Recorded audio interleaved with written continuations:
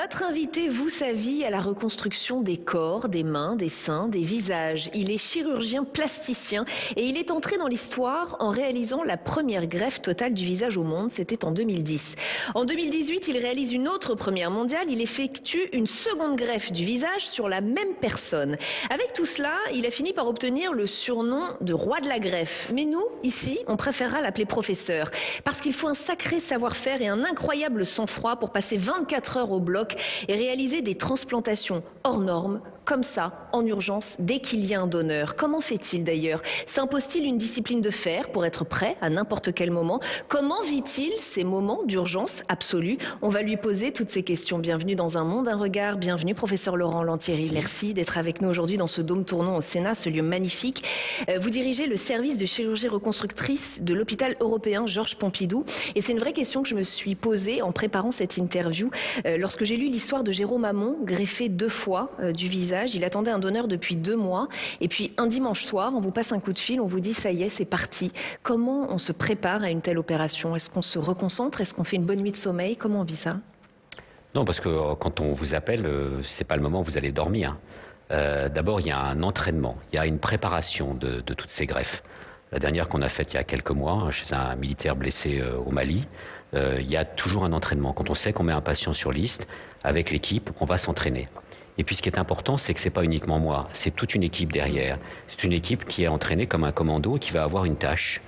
Et lorsque je suis arrivé le dimanche soir, cette fois-ci comme la fois précédente, les deux c'était un dimanche, le dimanche soir je suis arrivé au bloc opératoire, le matériel était prêt, même si la ponceuse ce soir-là n'était pas celle qui était habituée. Et donc on voit qu'il y a tout un entraînement auparavant. Pour ce qui est de ma part, bien évidemment, il y a la charge émotionnelle de ce que l'on va faire, il y a le doute par rapport à ce qui peut se passer, il y a les risques que l'on peut avoir. Cette charge émotionnelle elle est encore plus grande pour mes jeunes collaborateurs dont certains n'en avaient jamais vu, mais ça se prépare comme un entraînement de chirurgie. On en a fait beaucoup, on en fait, on s'est entraîné, on sait que ça va bien se passer. Et puis quand vous commencez à gravir une montagne, vous ne posez pas la question de savoir si vous allez aller au sommet. Quand vous gravisez l'Everest, vous allez jusqu'au bout. Et vous ne posez pas des questions métaphysiques, est-ce que je vais aller au bout ou pas? Vous allez jusqu'au bout. Mais vous les aimez ce moment ou vous les redoutez un peu quand même? Je les aime et je les redoute à la fois. C'est toujours des moments où il y a toujours un moment, lorsque vous prélevez une face, que vous êtes prélevé dans une autre ville, que vous l'amenez, que vous l'avez dans un bocal de conservation et que vous allez le rebrancher, vous posez toujours la question de savoir est-ce que la connexion de l'artère et de la veine va bien marcher? Est-ce qu'en post-opératoire, le patient ne va pas faire une infection massive? Est-ce qu'il ne va pas avoir un rejet? Et vous posez toujours cette question de ce risque que vous prenez par rapport au patient. Est-ce qu'il y a un moment où vous êtes soulagé quand vous posez ce visage qui vient d'un donneur sur ce receveur et que ce visage commence à reprendre des couleurs? Est-ce qu'il y a cet instant, j'allais dire un peu magique? Alors cet instant est un instant magique. Moi je l'ai vécu plusieurs fois. Je sais que chaque fois que j'ai des collaborateurs qui sont là, et c'est la dernière fois les internes qui ont vécu ça comme un moment exceptionnel dans leur vie de chirurgien, qui ne revivront peut-être pas. Donc quand on lâche le clan et qu'on voit le sang qui arrive sur le visage qui était tout blanc, cadavérique, et qui devient rose, on voit la vie qui arrive, on voit cette magie de la greffe que tout chirurgien qui voit les greffes voit. Si vous faites une greffe de foie, le foie qui est pâle, violet, redevient un violet intense où le sang est arrivé, un rein aussi. Mais c'est encore plus vivant sur une face ou sur une main parce que c'est quelque chose que l'on voit tous les jours. Je vois vos mains, je vois votre visage. Et donc, quand on voit cette vie qui apparaît, et quand on voit quelqu'un qui est mort, c'est blanc. Et là, on voit vraiment la vie qui apparaît. Est-ce qu'on a quand même une pensée pour le donneur, celui ou celle qui a perdu la vie? Est-ce qu'on y pense ou on est projeté sur la vie? Alors on pense, au moment où on fait l'acte, on ne pense pas au donneur. On pense, faut être honnête, on pense à ce que l'on fait. C'est un acte. Mais bien évidemment, j'ai toujours eu une pensée pour le donneur, pour la famille du donneur. Et puis surtout, ce qui est important, c'est une pensée pour le système. Parce que quand on dit il faut que les receveurs remercient les donneurs, je dis non, c'est pas le cas. C'est nous, médecins, qui devons remercier le système, notre système merveilleux qui nous permet de pouvoir prélever, d'avoir des organes qui nous permettent de sauver d'autres. Et ça, c'est important dans le système de transplantation que nous avons aujourd'hui, que le système nous permette de le faire. Alors, sur le donneur, je vais donner une petite anecdote. Il y a quelques années, je monte dans un avion et je suis interrompu par une hôtesse de l'air qui me dit « Professeur Lantieri », je dis « Oui ». la greffe de la main la greffe du visage et des deux mains, c'était mon père. J'avais fait une greffe de la face et des deux mains, qui était d'ailleurs aussi une première mondiale d'ailleurs. Et je ne comprenais pas tout de suite parce que le receveur n'avait pas d'enfant. Il me dit oui, le donneur c'était mon père. Et je voudrais vous remercier pour la manière dont vous avez restauré le corps de mon père, parce qu'on fait un masque pour restaurer le donneur, pour le rendre à la famille. Et pour la manière dont vous avez parlé, c'était quelque chose d'important pour mon père de donner ses organes. Et toute la famille est très reconnaissant. Donc ça, et j'ai jamais rencontré cette personne depuis. Et cet événement-là m'a fait penser que oui, ce que nous faisions était bien. Et que y avait des personnes qui avaient cette volonté de vouloir donner au-delà de la mort et qu'il fallait respecter cette volonté. Et c'est plus que de penser spécifiquement à cette personne, c'est globalement de penser à ce système et tous ces gens qui veulent aller au-delà et qui veulent donner plus qu'au-delà de leur vivant. Et ça, c'est important. Et globalement, quelle relation vous entretenez avec ces patients à qui vous redonnez vie? Je lisais dans l'histoire de Jérôme Hamon, toujours lui, qui a subi ces 2 greffes du visage. Il est resté 2 mois sans visage, en réanimation, à vif, sans se plaindre, toujours de bonne humeur. Et je lisais que le personnel hospitalier avait été époustouflé par son courage et sa patience. Est-ce que vous aussi, vous êtes époustouflé par vos patients? Moi, je suis possible par tous mes patients, tous les jours. C'est pas spécifiquement Jérôme est une exception, mais d'autres aussi. Je pense entre autres à Laura. Laura, qui est une jeune femme qui avait été amputée des 4 membres à la suite d'une infection gynécologique à l'âge de 19 ans et qui était venue me voir pour avoir une greffe. Pour des raisons purement politiques, j'avais été obligé de prendre cette patiente et de faire cette greffe aux États-Unis et qui a eu un petit bébé là. Et donc, elle a un petit bébé. Elle m'a envoyé un petit SMS avec la photo de son bébé. Et là, je me dis que là, on fait bien, que toute cette souffrance qu'elle a pu avoir pendant des années de ne pas avoir de main, de ne pas avoir de jambes, et d'accepter de passer, d'accepter d'avoir ces greffes, d'accepter d'avoir cette rééducation longue, d'accepter d'avoir ce traitement, eh ben, au final, on lui a redonné sa dignité de femme. Et ça, pour moi, c'est important. C'est cette relation importante au-delà de l'acte purement technique, parce que je reste un technicien malgré tout, un artisan, il y a cette recherche que j'essaye de donner à tous mes jeunes internes, c'est qu'au-delà, vous devez redonner de la dignité à vos patients. Et c'est important, c'est ma spécialité, c'est ça, c'est donner de la qualité de vie et redonner de la dignité. Un autre palier a été franchi dans l'histoire des greffes, c'est un cœur de porc génétiquement modifié qui a été greffé sur un Américain de 57 ans. Il est malheureusement mort 2 mois après l'opération. Comment on voit cela? Est-ce qu'on voit cela à la fois comme un pas de géant pour la médecine réparatrice et ou aussi un échec? Le patient finit toujours par mourir. C'est déjà le premier point qu'il faut... Voilà, quand on commence... la médecine, il faut avoir cette humilité, c'est que le patient finit toujours par mourir. Alors, ces histoires de xénogreffes, de greffes que l'on prend à partir d'animaux, c'est un espoir. Alors là, ils ont essayé de faire un peu plus. Il y a toujours un traitement immunosuppresseur très sévère. Le patient a pu survivre longtemps. Il y a aussi d'autres projets, comme le projet Carmat pour le cœur. Comment vous voyez cela? Parce que est-ce que ça va faire de nous à terme des hommes mi-animaux, des hommes hybrides? Il y a plus de problèmes par rapport à ça. D'un point de vue éthique, il y a toute la recherche que l'on fait sur les chimères, qui sont des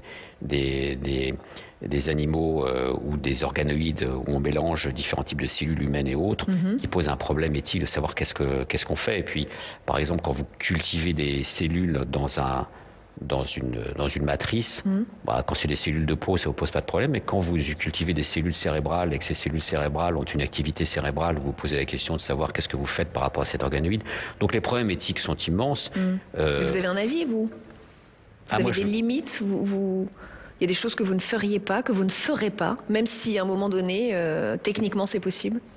Non, je pense que la limite que l'on doit se poser, c'est ce que je disais tout à l'heure, c'est-à-dire la limite, c'est la dignité humaine.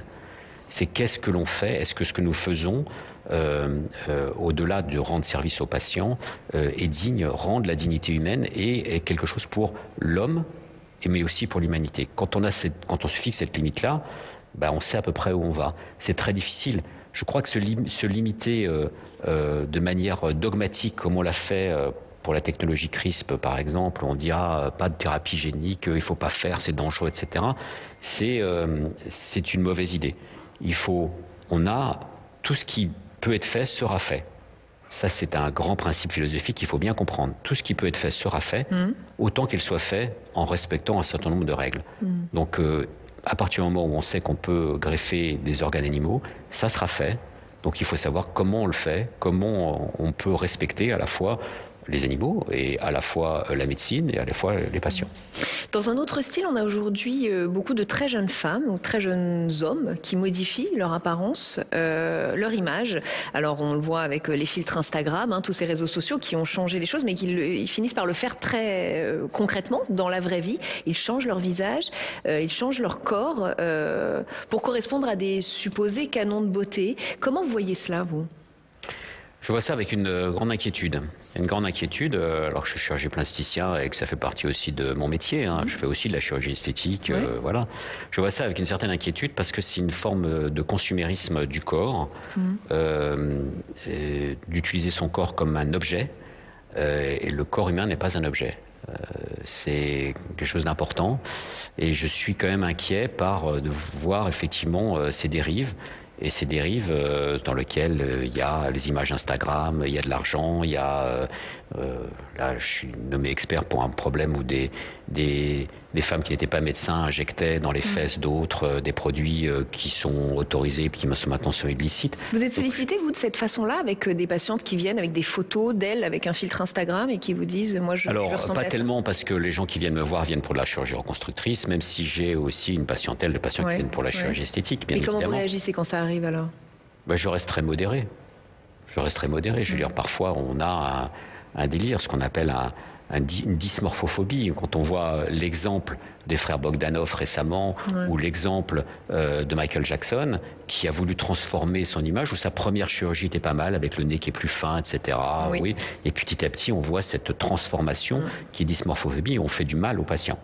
Et donc moi je reste très, très prudent sur ce type de... Mais quand vous dites que vous êtes inquiet, ça veut dire que vous souhaiteriez qu'il y ait des limites, presque des limites légales à cela, qu'on puisse freiner ? Je suis inquiet généralement pour la société, mais je suis très rassuré par le fait qu'en France, nous sommes un des pays qui a la réglementation la plus stricte et la plus ordonnée pour tout ce qui est chirurgie esthétique. Nous avons une réglementation spécifique, la loi Kouchner de 2002, il y avait un aspect sur la chirurgie esthétique. Il faut aussi y mettre la médecine esthétique bien dedans, et je suis quand même assez rassuré sur le fait que nos systèmes permettent quand même de protéger les patients, ça c'est clair. On va parler un peu de vous, professeur Laurent Lantieri. Je disais que ça avait été une évidence pour vous de faire médecine. Pourquoi ? Je ne sais pas. Vous n'y avez jamais réfléchi. Non, ça avait été une évidence depuis que je suis enfant. J'ai toujours voulu faire médecine. J'avais un grand-père que je n'ai jamais connu qui était médecin militaire, mais qui est mort avant ma naissance. J'avais un arrêt. Oui, et j'ai sa thèse dans mon bureau, j'ai un certain nombre de choses. Oui, j'avais un arrière-grand-père du côté de ma mère qui était aussi médecin en Corse, mais il n'y avait pas directement de gens qui... Mon père n'était pas médecin, personne qui m'a poussé à faire ça, et j'ai voulu faire ça, c'était une évidence. Alors que j'ai plutôt doué en maths qu'en sciences naturelles, mais ça m'a paru évident. Et quand j'ai commencé, d'ailleurs, je ne savais même pas que je ferais de la chirurgie, et encore moins que je ferais des greffes ou de la chirurgie plastique, ça c'est clair. Et je disais que quand vous étiez petit, un prof de piano avait dit à votre mère, vu la configuration de ses doigts, il ne sera sûrement pas manuel. C'est un peu raté ? Ben voilà comment on brise la carrière d'un grand pianiste. Je suis un pianiste mégroc, oui, voilà. Donc ça c'est un petit message pour dire que tous les enfants ont un potentiel et qu'il ne faut pas les mettre dans des cases. Que malheureusement aujourd'hui, je pense dans les systèmes éducatifs, on met les gens dans des cases beaucoup trop tôt, qu'il y a des gens qui ont un potentiel manuel, il y a des gens qui ont un potentiel d'être totalement abstrait, des gens qui c'est un mélange des deux. Il faut savoir laisser épanouir, notre système n'est pas bon. Et ça c'est ancestral, effectivement. Bon voilà, je joue un peu de piano mais très mal. Et pourquoi la chirurgie réparatrice ? Est-ce que c'est parce que c'était le domaine dans lequel on pouvait innover, apporter quelque chose de neuf, être précurseur ? Vous cherchiez cela aussi ? Non, c'est pas ça initialement. Initialement, j'étais à l'hôpital Boucicaut. Mon premier stage en tant qu'étudiant en médecine était à l'hôpital Boucicaut où j'ai vu, c'était SOS Main à l'époque, cet hôpital est maintenant fermé, la partie a été transférée à l'hôpital où je suis, où j'ai vu il y avait un service de professeur Raymond Villain, il y avait un service où on faisait les réimplantations de mains, de doigts, et on faisait de la chirurgie réparatrice. Et j'ai vu passer la nuit au bloc opératoire, on mettait des doigts, on répandait des artères, revoir le sang qui arrivait. Je dis mais c'est ça que je veux faire. Je trouve que c'était merveilleux de pouvoir réparer les corps. Et ça m'a paru ensuite le cursus que j'ai voulu faire. Maintenant, ensuite... Mais vous aviez envie d'innover, puisque vous partez aux États-Unis aussi pour aller chercher des choses qu'on ne fait peut-être pas en France. Alors ça aussi, c'était mon envie de voir ailleurs. C'est-à-dire de ne pas rester dans le microcosme parisien chirurgical ou parisien tout court, et d'aller voir ailleurs ce qui s'y passait. Pourquoi ? Vous vous y sentiez enfermé ? Vous sentiez qu'on était bloqué par des choses ? Je suis pas, à l'époque, peut-être pas, aujourd'hui beaucoup plus. Ouais. Mais j'avais vraiment envie de voir le monde, voir ce qui se passe ailleurs. Ça, c'est important. Voir comment pensaient les autres, comment ils travaillaient, qu'est-ce qu'on pouvait voir, qu'est-ce qu'on pouvait acquérir. Et ça a été une étape très importante de mon cursus, de partir 18 mois aux États-Unis, de voir, d'aller à droite à gauche et de voir des domaines de la recherche, d'avoir des contacts avec là où j'étais, qui était au milieu du Middle West, à St. Louis, Missouri, avoir qu'une équipe qui était une équipe de chirurgie extraordinaire et de voir aussi des étrangers qui venaient d'ailleurs. J'avais un collègue qui venait de Corée du Sud, j'avais un collègue qui venait d'Allemagne, j'avais d'autres collègues qui venaient là, et de voir ce melting pot à l'américaine. Où les gens étaient en avance aux États-Unis par rapport à la France ou pas? Alors, ils étaient en avance, ils ont toujours été en avance sur l'esprit de travail d'équipe et sur l'esprit de la recherche. Ça, c'est très clair, et c'est un système qui marche aux États-Unis. C'est quand vous rentrez dans un laboratoire, vous reprenez ce qui a été fait par quelqu'un avant vous, vous continuez son projet, vous commencez un projet, et vous le laissez quand vous partirez, quelqu'un d'autre le prendra, et vous serez sur les publications de ce que vous avez fini, de ce que vous avez commencé. Ça fait partie du deal. Le système français est beaucoup plus rigide par rapport à ça. On vous dit qu'il faut aller de A jusqu'à Z, il faut tout faire vous-même, etc. Il n'y a pas cet esprit d'équipe que les Américains savent faire. Et c'est dans la mentalité américaine, le teamwork. C'est dans la mentalité américaine. Et d'ailleurs, j'essaye de mettre ça dans mes équipes. C'est-à-dire, quand on fait une greffe, par exemple, c'est teamwork. Il n'y a pas je, moi, je et tout. Et vous l'avez dit dès le début de cette interview, d'ailleurs. Voilà. Vous avez parlé d'équipe. C'est très important. J'ai une archive pour vous, professeur Lantieri. Je vais vous laisser la découvrir, même si vous n'allez pas comprendre tout de suite de quoi il s'agit. Je vais le dire aussi pour le public qui nous écoute. C'est une archive transmise par nos partenaires, les Archives nationales. C'est le document officiel qui va donner lieu à la remise d'une décoration à Jean Hamburger. Il obtiendra ici, grâce à ce document, le grade de commandeur de l'Ordre national du mérite. Jean Hamburger, je le dis pour les gens qui nous écoutent, très grand professeur de médecine, qui va réaliser lui aussi une première greffe de rein en France, en 1952. Et pour la petite histoire, il était le père de l'auteur-compositeur Michel Berger. Est-ce que c'est le genre de médecin, le genre de parcours, le genre de figure qui a pu vous inspirer?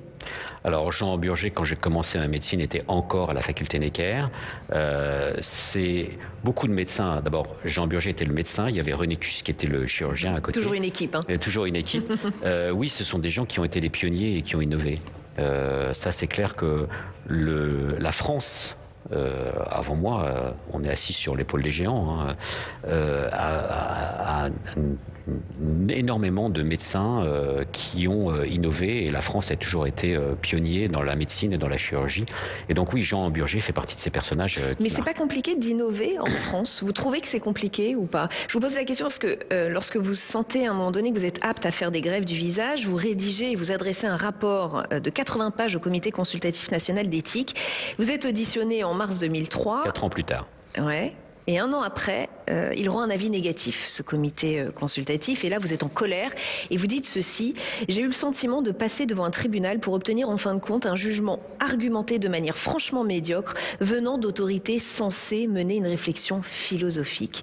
Qu'est-ce que ça veut dire? Est-ce que ça veut dire si vous voulez, qu'on laisse aux mauvaises personnes? Quand je m'adresse au comité d'éthique, parce qu'évidemment, la greffe de visage en tant que telle, Max Dubernard, qui a fait première greffe de main, après le visage, disait t'es un con, t'aurais jamais dû leur demander. Je dis non. Pour la greffe de visage, on prélève la face de quelqu'un, le visage de quelqu'un, on va au-delà, on parle de la mort, on parle du respect du donneur, et c'est important. Dans l'avis du Comité national d'éthique, il n'y a pas un mot sur le respect du donneur. Et on dit tout le débat philosophique est résumé par le film Les yeux sans visage, qui est un vieux film de Franju où on voit Pierre Brasseur qui tue des jeunes femmes pour prélever leur visage pour le donner à sa fille et tout. C'est aussi comme si on pensait que la conquête spatiale était résumée par On a marché par la Lune de Hergé. C'est d'une médiocrité son nom, je le dis, c'était extrêmement médiocre. Il n'y avait pas de réflexion sur le donneur, qui peut être donneur, est-ce qu'on peut être donneur, est-ce que les organes externes sont la même chose que les organes internes? Il n'y avait rien du tout. Et c'était pour moi assez déplorable de voir que le Comité national d'éthique n'était pas capable de mener une réflexion après 4 ans de réflexion. Et d'ailleurs, leur avis était tellement confus, parce qu'à la fin, il y a dit « Ah oui, mais peut-être dans le cadre d'une recherche, vous pouvez le faire ». Je dis « Très bien, puisque dans le cadre de le faire, on va faire une recherche sur le sujet ». C'est pour ça qu'on l'a fait en respectant la petite phrase de la fin du Comité national d'éthique. Mais dans le fond, ça veut dire qu'on laisse les mauvaises personnes décider ou pas, selon vous? On laisse souvent des mauvaises personnes décider. On voit dans la pandémie que nous venons d'avoir que l'innovation thérapeutique, en particulier sur l'ARN messager, ne vient pas de France. Quand on voit que Emmanuel Charpentier, prix Nobel de chimie, a inventé la technologie CRISP, elle et d'autres collègues, est obligé d'aller à l'Institut Gustave Planck en Allemagne, on voit que le système français est devenu extrêmement sclérosé. Pourquoi ? Parce qu'on est hyper administré et qu'on est là avec des gens qui vous disent il faut rechercher là-dedans. Or, la recherche, c'est pas ça. Pierre et Marie Curie n'ont pas découvert le radium parce qu'on leur a dit qu'il fallait découvrir la radioactivité. Röntgen n'a pas découvert les rayons X et voir qu'on pouvait regarder à travers la main de sa femme avec les rayons X parce qu'on lui disait il faut trouver un moyen. Il a juste découvert ça par hasard parce qu'il cherchait sur le rayonnement. En 2012, vous quittez l'hôpital Henri Mondor pour l'hôpital européen Georges Pompidou et vous avez dit en partant, Mondor a renoncé à ses ambitions de grand CHU moderne et innovant. Est-ce que c'est finalement un peu le cas de tout l'hôpital public aujourd'hui ou pas ? Oui, aujourd'hui c'est un peu ça. C'est-à-dire que le CHU, le Centre hospitalier universitaire, son rôle, c'est pas de faire ce qui est fait ailleurs. Vous avez la médecine de ville. La médecine de ville, elle est importante. On voit dans la crise que nous venons de venir qu'on n'a pas assez donné à la médecine de ville et à la médecine générale. Mais ça, c'est la médecine de ville et il faut leur donner beaucoup. La médecine de CHU n'est pas faite pour faire ce qu'on fait ailleurs. Les urgences sont débordées parce qu'on leur demande de faire ce qu'elles ne devraient pas faire. Et les services sont débordés parce qu'on leur demande de faire ce qu'ils ne devraient pas faire. Moi, mon service, j'essaye de faire quelque chose d'exceptionnel. Je prends en charge des gens exceptionnels. Je fais de la chirurgie de recours. C'est mon but. Mais si vous la quantifiez uniquement sur une ligne de tableau Excel en la comparant à ce qui est fait à la clinique à côté, vous ne pouvez pas avoir de l'innovation et de la recherche. Et je crois que globalement, notre système a renoncé ou est en train de renoncer à ce système et la réforme que nous devons faire, c'est ça. J'ai des photos pour vous. Alors, il y avait l'archive, je la reprends et puis j'ai maintenant des photos pour vous, professeur Laurent Lantieri. Celle-ci, vous allez la reconnaître tout de suite. Alors peut-être un peu moins nos téléspectateurs. Je vais expliquer, c'est une photo de vous aux côtés de Delphine Benin. Vous étiez candidat suppléant d'hiver droite à Paris lors des législatives de 2017. Vous vous lancez à ce moment-là pour contrer la candidature de Nathalie Kosciusko-Morizet, dont vous dénonciez le parachutage à l'époque. Votre score, on va le dire, il était assez bas. Très très bas. Très modeste. Je n'avais pas d'ambition particulière. C'était pas l'objectif. 0,41% des voix, 179 suffrages très précisément. Vous diriez que le monde politique est violent ? Le monde politique est extrêmement violent. Les peu politiques que j'ai fréquentés, je reste extrêmement en retrait par rapport à ça. Je vois que chaque fois qu'on veut aller en politique, même si on a les meilleures intentions, on va vous sortir toutes les histoires de la terre à droite et à gauche. C'est un peu dommage parce qu'il y a des gens qui veulent vraiment faire bien. Là, je m'étais présenté un peu en colère par rapport à des élections qui tournaient de manière extrêmement bizarre, où on ne savait pas où on allait. Moi, j'avais été très filloniste dans ma démarche, et puis surtout je trouvais que la commission moyenne n'avait pas sa place là où elle était. C'était un parachutage, c'était un truc qui était téléphoné, elle devait être ministre et sa suppléante devait prendre le poste, c'était évident, et je les avais rencontrés. Candidature en forme de coup de gueule, quoi. Voilà, c'était un peu ça. J'ai une autre photo pour vous, c'est une photo prise par la Mexicaine Graciela Iturbide qui expose à Paris. Peut-être vous la connaissez, on y voit une femme masquée, c'est une tradition populaire en Amérique centrale, notamment lors du carnaval. C'est une image troublante, c'est une volonté de changer le visage, en tout cas de masquer son visage, d'y mettre un visage inexpressif. Elle vous inspire quelque chose, cette tradition, cette culture ? Vous qui changez les visages. Les masques dans les traditions sont importants dans toutes les traditions, que ce soit en Afrique, que ce soit en Asie, que ce soit en Europe, partout. Le masque et la représentation de la face est quelque chose d'important. Les masques mortuaires, c'est important. Vous avez aussi au Célèbes où les morts sont mis debout avec des statues et les masques et on voit les personnages qui sont debout et qui regardent la vallée. Vous avez plein de traditions. Ce qui prouve à quel point le visage de la personne, c'est autre chose. C'est pas unique, c'est pas un organe comme les autres. C'est l'expression de la personnalité. Et d'ailleurs, je dis qu'on fait bien une greffe de face. On ne fait pas une greffe de visage, puisque le français a deux mots, la face qui est la structure anatomique, et le visage qui est l'expression de la personne. Et on va restaurer un visage pour redonner une vie, une dignité à la personne à qui on restaure le visage. Et par contre, on nous greffe la face, mais on redonne la fonction du visage. Une dernière photo pour vous, c'est l'hôpital d'Ajaccio. Je vois votre sourire. L'ancien hôpital, parce que l'on va avoir le nouveau, heureusement. Exactement, qui est en travaux. C'est le centre hospitalier Notre-Dame de la Miséricorde et vous y faites régulièrement des interventions. Vous tenez à ce que les Corses n'aient pas à se déplacer à Paris et s'éloignent de leur famille lorsqu'ils ont des opérations lourdes à subir. Est-ce que ça veut dire qu'on a globalement un système trop centralisé, trop parisien et que ça donne lieu à cela? Oui, on a un système qui est beaucoup trop centralisé, beaucoup trop parisien, ça c'est clair. Et plutôt que de faire déplacer des patients, il vaut mieux il vaut mieux déplacer les patients vers le CHU, c'est mieux si le CHU se déplace. Donc j'y vais une fois par mois. Alors là, avec les crises de pandémie, ça a été extrêmement difficile. C'est effectivement la chirurgie reconstructrice, ça a été mis un petit peu sur le côté, mais là j'y retourne le mois prochain pour faire de la reconstruction et pour y apporter mon savoir-faire. Puis surtout, pour pouvoir, j'ai une collaboratrice qui a été en temps partagé entre les deux, que j'ai pu former, qui est restée là-bas et pouvoir garder ces liens et faire la meilleure médecine pour les territoires, puisque c'est le mot à la mode, pour les territoires, je crois que c'est important. La Corse a une place particulière dans votre cœur? Ah bah la Corse, je suis corse du côté de mon père, du côté de ma mère. Je ne parle pas le corse, parce que dans la famille de ma mère, qui pourtant était une grande famille corse, on ne parlait pas corse. C'est une famille très de notables, il fallait parler le français, comme au début du XXe siècle et au XIXe siècle, il ne fallait pas parler la langue locale. Je le regrette, il faudrait que je l'apprenne un petit peu avec le temps. Chaque fois que des amis corses qui me parlent, ils me disent mais tu vas l'apprendre rapidement. Mais j'y suis très attaché, je trouve que c'est une terre difficile, c'est une terre avec des gens qui ont d'énormément de valeurs, et je le vois avec les patients que je rencontre. Je vois avec l'aspect de discrétion qu'ils ont par rapport à ça, l'aspect de remerciement qu'ils ont. Ils savent reconnaître ce que l'on fait, les efforts que l'on fait pour eux. Et j'aime beaucoup le peuple corse. J'aime beaucoup ce qu'ils représentent et leurs valeurs qu'ils ont. Une terre qui doit rester française, complètement française? Ah oui, moi je pense que l'histoire de la Corse est liée à la France, et la France est liée à l'histoire de la Corse, ne serait-ce que pour Napoléon. Napoléon était empereur des Français, donc on ne peut pas nier ça. C'est d'ailleurs très intéressant de voir à quel point un homme seul, venant d'une petite ville comme Ajaccio, qui était une toute petite ville à l'époque, d'une toute petite maison, a réussi à transformer le monde. Et on veut toujours négliger ce personnage, mais je pense que ce personnage, il y a beaucoup d'enseignements à tirer de Napoléon, de ses erreurs bien sûr. On voit bien que le problème de la conquête de la Russie a été un problème, mais aussi de tout ce qu'il a apporté, en particulier le droit, le Sénat, nous sommes, le droit, le code civil, le code Napoléon, tout ça, c'est extrêmement important. Une dernière question en lien avec notre lieu. On est entouré de 4 statues qui représentent chacune une vertu, la sagesse, la prudence, la justice et l'éloquence. Est-ce qu'il y a une de ces vertus qui vous parle particulièrement? Il y en a une qui manque, c'est le courage. Ce que disait Napoléon, c'est-à-dire que le courage, c'est ce qui est la mère de toutes les vertus. Si vous avez du courage, toutes les vertus viennent derrière. C'est dit, il en manque une donc. Merci. Merci infiniment d'avoir été avec nous aujourd'hui, professeur Laurent Lantieri. Merci d'avoir été notre invité dans Un Monde, un regard. On se retrouve très vite sur Public Sénat.